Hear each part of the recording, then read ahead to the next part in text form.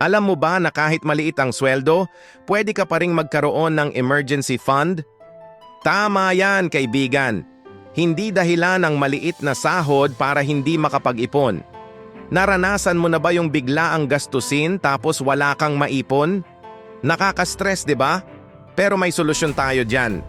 Magsimula ka sa maliit, kahit 20 o 50 lang kada araw. Ilagay mo sa hiwalay na bank account para hindi magalaw. Isipin mo, kung 50 ang itatabi mo araw-araw, magiging 1 to 500 yan sa isang buwan. Bawasan mo lang ang mga luho. Halimbawa, sa halip na bumili ng milk tea, ipon mo na lang muna.